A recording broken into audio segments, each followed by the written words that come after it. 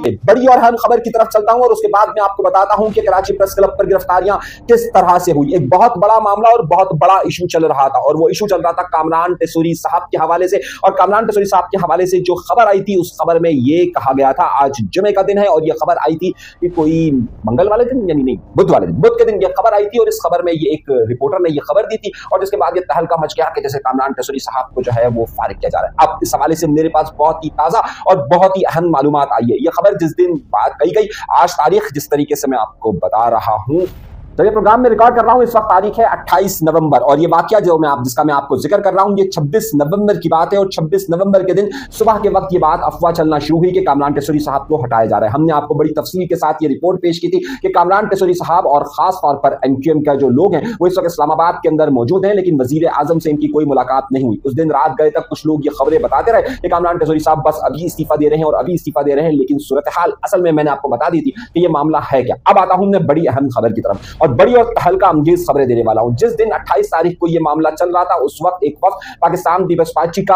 और मुस्लिम लीग नून का आपस में मिल भी रहा था और इसमें इतलात आ रही थी कि सिंध में खास तौर पर शर्जील इनाम मेमन का बड़ा अहम किरदार था इस हवाले से। दूसरी तरफ एमक्यूएम की पूरी क़यादत वहां पर मौजूद थी और जिस तरीके से मैं आपको बता रहा हूं कि 26 तारीख को पाकिस्तान इस्लामाबाद के अंदर खालिद मकबूल सिद्दीकी, फारूक सत्तार और उनके साथ साथ अहम नाम जो है वो कामरान टेसोरी साहब वहां पर मौजूद थे। अब फारूक सत्तार साहब और जब ये अफवाहें चलना शुरू हुई और कुछ साजिशों ने जरा सा चीजें आगे बढ़ाई तो उस वक्त फारूक सत्तार साहब और उसके साथ साथ खालिद मकबूल सिद्दीकी साहब ने भी इतलात हम तक ये पहुंच रही है कि कामरान टेसोरी साहब के लिए मुकम्मल तौर पर अपनी लॉबिंग की और इतलात हम तक ये पहुंच रही है कि खालिद मकबूल सिद्दीकी साहब ने अपना वजन पूरा का पूरा वजन यानी कि जो एमक्यूएम का वजन है वो दूसरी तरफ यानी कि कामरान टेसोरी की तरफ रख दिया। जबकि इतलात आ रही है कि पीएसपी का फैक्टर जहां पर मुख्तलिफ उनके नामालूम अकाउंट्स के जो कि आमतौर पर पीएसपी का मौक़िफ़ बयान कर रहे होते हैं वो ये खबरें चलाते रहे कि बस अभी थोड़ी देर में जो है वो इनका फैसला हो जाएगा और थोड़ी देर में फैसला हो जाएगा, लेकिन ऐसा नहीं हुआ। अब इस्लामाबाद की फिजाओं में ये हुआ कि खास तौर पर डॉक्टर फारूक सत्तार साहब और खालिद मकबूल सिद्दीकी साहब ने जहां पर 26 और 27 तारीख को मुकम्मल तौर पर लॉबिंग की कामरान टेसोरी के लिए और कामरान टेसोरी साहब भी वहां पर मौजूद रहे। इस वक्त जो सूरत हाल है उसके मुताबिक 28 तारीख को शाम में जब मैं प्रोग्राम रिकॉर्ड कर रहा हूं तो 27 तारीख की रात को खालिद मकबूल सिद्दीकी साहब और फारूक सत्तार साहब कराची वापस आ चुके हैं, लेकिन कामरान टेसोरी साहब अभी भी इस्लामाबाद के अंदर मौजूद है और इतलात ये मिल रही है कि उनकी आइंदा के हवाले से बड़ी अहम मुलाकातें हो रही हैं और ये सिलसिला जारी है। अब इसी सिलसिले की एक बहुत बड़ी कड़ी और बहुत बड़ा एक अहम नुकता यह था कि जो बयान करना जरूरी था कि 30 तारीख को मलीर टाउन के अंदर एमक्यूएम पाकिस्तान ने अपने जलसे का अनाउंसमेंट किया हुआ है। अब 30 तारीख को उन जलसे की मुकम्मल तौर पर तैयारी की गई है और उससे चंद किलोमीटर के फासले पर ही पाकिस्तान पीपल्स पार्टी भी अपना प्रोग्राम यानी कि कुरंगी के अंदर अपना प्रोग्राम 30 तारीख का रख रही है। एक खालिस्तान महाजर आबादी के अंदर पाकिस्तान पीपल्स पार्टी अपना प्रोग्राम रख रही है। अब दोनों के दरमियान इस हवाले से तनाव था। 27 और 28 तारीख के दरमियान तक यानी कि 27 तारीख की शाम तक मामला यह हुआ था कि एमक्यूएम को अभी भी मलीर के जलसे के लिए एनओसी नहीं मिल रहा था। 8 तारीख को 8 नवंबर को जब एमक्यूएम का जलसा सुरजानी टाउन में था तो उस वक्त भी बिल्कुल 7 तारीख को रात के वक्त उनको एनओसी मिली थी। इतलात हम तक ये पहुंची कि पाकिस्तान पीपल्स पार्टी की तरफ से ये हद्दुल इम्कान जो इंतजामिया मौजूद है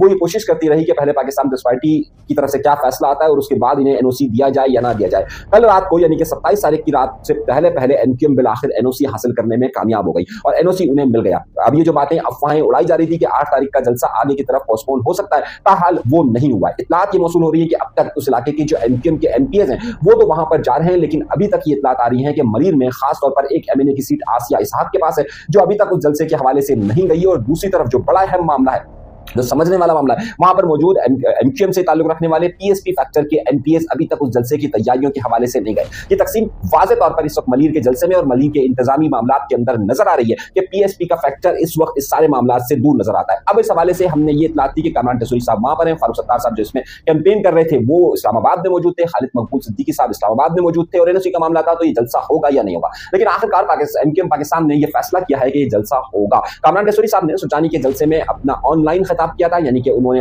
कहीं और से खिताब किया था, तो इस बार भी ये कहा जा रहा था कि वो ऑनलाइन खिताब करेंगे या वहां पर मौजूद होंगे। ताहल जब मैं प्रोग्राम कर रहा हूं 28 तारीख यानी कि 30 तारीख में सिर्फ एक दिन बाकी है और अभी तक वो इस्लामाबाद से वापस नहीं आए। क्या वो इस्लामाबाद से वापस 30 के बाद आएंगे या कल तक आएंगे, ये बात मैं आपको अपने अगले प्रोग्राम के अंदर जरूर बताऊंगा, क्योंकि अभी उनकी फ्लाइट का था कि वो आएंगे, लेकिन जब मैं प्रोग्राम रिकॉर्ड कर रहा हूं तो उससे कुछ देर पहले तक कहा कि शायद ये फ्लाइट आए या आती है या नहीं आती, इसकी पूरी तफसीलात से मैं आपको आगाह करूंगा। मगर अब जहां पर ये तकसीम दिन ब दिन मामला गहरा होता जा रहा है, वहीं पर आज एक तरफ पाकिस्तान पीपल्स पार्टी भी बहुत ज्यादा उन्होंने अपनी कैंपेन की। और कैंपेन के साथ साथ अब मसला ये हुआ कि आज सिंध असेंबली का इजलास था और सिंध असेंबली के इजलास के अंदर एमक्यूएम इंतहाई तौर पर अपने अंदर तकसीम नजर आई। एमक्यूएम के एमपीएस की तादाद भी मुकम्मल तौर पर आज असेंबली के अंदर मौजूद नहीं थी। जुमे का दिन होने के बावजूद आज वहां पर उस तरह की बातें नहीं हो सकी। मुख्तलिफ सवालात के जवाब थे तो पाकिस्तान पीपल्स पार्टी के वुज़रा भी नहीं आए। वहीं अली खुर्शीदी ने खड़े होकर खासतौर पर ई चालान के हवाले से यह कहा कि यह बहुत अच्छा काम है लेकिन थोड़ा सा हल्का होना चाहिए। यानी कि जो उनके कहने का मकसद यह था कि ई चालान का काम चलिए बेहतर नजर आता है, मगर ई चालान का काम जो है वो उसमें जितने ज्यादा फाइन लगाए जा रहे हैं उतने ज्यादा फाइन नहीं होने चाहिए। खड़े होकर लूट रहे होते थे, अब वो नहीं लूटेंगे,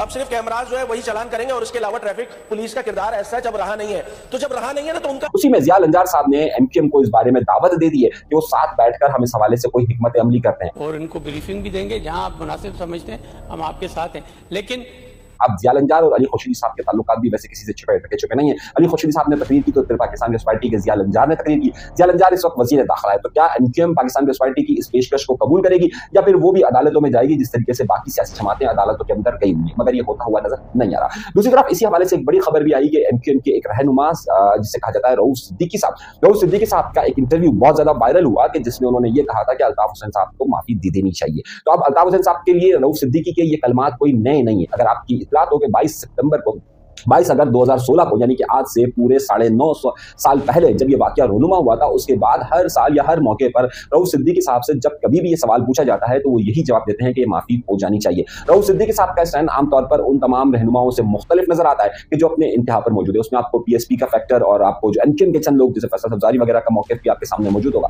वो जरा सख्त रवैया इस हवाले से रखते हैं, जबकि एमक्यूएम पाकिस्तान इस हवाले से गुफ्तगू करने से इज्तनाब बरतती है कि वो ज्यादा इस कंट्रोवर्सी में नहीं पड़ना चाहती और ना ही वो इस पर बात करना चाहती है। लेकिन रऊफ सिद्दीकी साहब अपने उनके 8-9 साल की अगर स्टेटमेंट उठा के देखिए तो हर मौके पर उन्होंने यही स्टेटमेंट दिया है, तो उसमें कोई नया एलिमेंट मौजूद नहीं है। हाँ, अलबत्ता ये बात जरूर है कि उन्होंने इस्लामाबाद में बैठकर एक मारूफ सहाफी को ये इंटरव्यू देते हुए ये फरमाया। तो रऊफ सिद्दीकी साहब का मौक़िफ़ 950 साल से वही है कि जनाब अगर एक शख्स माफी मांग रहा है तो उसे माफ कर देना चाहिए। अगली खबर और बड़ी अहम खबर देने वाला हूं।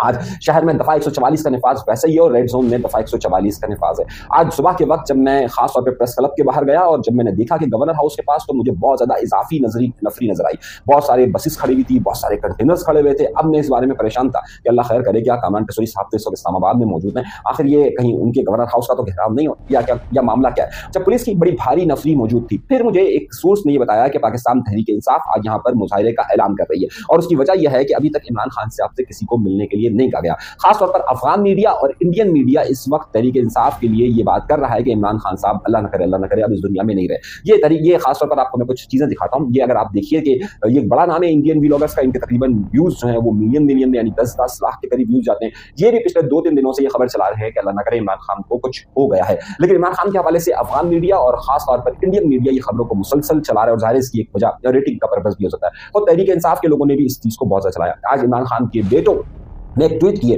जिसमें उन्होंने इस बात का इजहार किया कि इमरान खान की सेहत इस वक्त ठीक नहीं है और उनसे गुफ्तगू करने की इजाजत नहीं दी जा रही। ये भी खबर उनकी तरफ से इमरान खान के बेटों ने ये लगाई है कि उनके ऊपर कोई बड़ा उनको जो है वो फांसी घाट पर रख दिया गया है इमरान खान को, और उनसे कोई भी राब्ता करने की कोशिश करे तो राब्ता नहीं हो पा रहा है। जबकि हुकूमत के तर्जुमानों का ये बयान सामने आ रहा है कि इमरान खान साहब बिल्कुल सेहतमंद है, वर्जिश भी कर रहे हैं और खाना भी खा रहे हैं, चाहे उसमें इस वक्त के वजीर दिफा हो राना सनाउल्लाह हो, तलाल चौधरी हो, ये तमाम के तमाम उसी तरीके का स्टेटमेंट दे रहे हैं। लेकिन खबर ये नहीं है, खबर ये इसके साथ ही सोहेल अफरीदी साहब इस वक्त तमाम चीजों को छोड़कर वहां पर अडियाला जेल के बाहर रात गए तक मौजूद थे। अब उसी के हवाले से कराची में भी एक प्रोटेस्ट का ऐलान किया गया था।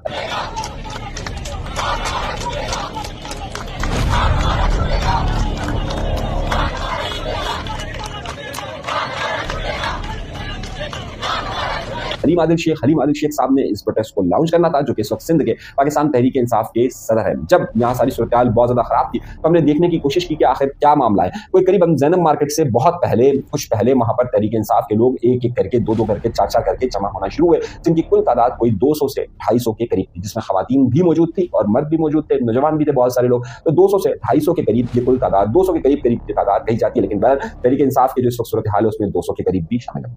हलीम आदिल शेख उसमें थे। इस वक्त जो इनके पार्लिमानी लीडर हैं यानी कि सिंध असेंबली के अंदर शब्बीर कुरैशी साहब मौजूद थे, इसके अलावा दवा खान मौजूद थे, इसके अलावा अंदर मेहदी यहाँ पर मौजूद थे, कई लोग वहाँ पर मौजूद थे और खवातीन की भी एक तादाद मौजूद थी। अब जाहिर की बात है प्रेस क्लब को मुकम्मल तौर पर इन्होंने घेरा हुआ था। ज़ैनब मार्केट के रास्ते से ये लोग प्रेस क्लब की तरफ आते हैं और फिर प्रेस क्लब की तरफ आने की कोशिश करते हैं और प्रेस क्लब तक पहुंच जाते हैं, जहाँ पर पुलिस अब इन्हें गिरफ्तारियों का सिलसिला शुरू करती है और हलीम आदिल शेख जो कि तहरीक इंसाफ सिंध के सदर हैं उन्हें गिरफ्तार कर लिया जाता है। क्या कहते हैं वो जरा सा ये इनका मौक़िफ़ सुनिएगा। मोबाइल में है आज पुरअमन एहतजाज हमने किया था खान को मुलाकात करा, खान की सेहत का बताओ।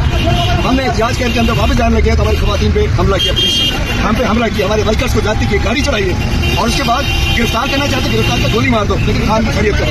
हम बिल्कुल किसी को माफ नहीं करेंगे। बिलावल जरदारी को शर्म आनी चाहिए, बुरादरी साहब शर्म आनी चाहिए।